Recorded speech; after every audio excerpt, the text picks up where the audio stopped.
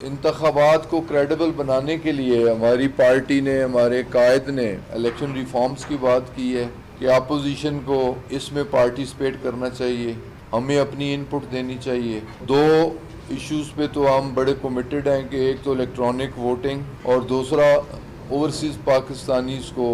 Voting rights دینے کے بارے میں، اور اس کے علاوہ بھی اگر وہ مناسب سمجھیں جو ان کی تجاویز ہوں انہیں پارٹیسپیٹ کرنا چاہیے، تجاویز دینا چاہیے اور الیکشن ریفارمز میں حصہ لینا چاہیے تاکہ آنے والے الیکشن کریڈیبل ہوں اور کوئی بھی اپوزیشن جماعت الیکشن ہارنے پہ الیکشن جیتنے والوں کی جیت کو چیلنج نہ کر سکے۔ تو آپ ان انتخابات کے حوالے سے آپ دیکھیں کہ sitting government, caretaker government P M L N کی تھی، لیکن پھر بھی کہا جا رہا ہے کہ انتخابات فیئر نہیں ہوئے۔ ٹھیک ہے، کشمیری عوام نے مسلم لیگ نواز کی سیاست کو، ان کے بیانیے کو رد کیا۔ تحریک انصاف پولیٹیکل فیلڈ میں، الیکٹورل فیلڈ میں پہلے سے زیادہ مؤثر اور بااثر جماعت، اور اس وقت حالات، واقعات اور ان انتخابات نے یہ ثابت کر دیا ہے کہ فیڈریشن کی علامت تحریک انصاف ہے۔ پاکستان کی 6 اکائیوں میں تحریک انصاف کی ریپرزنٹیشن موجود ہے،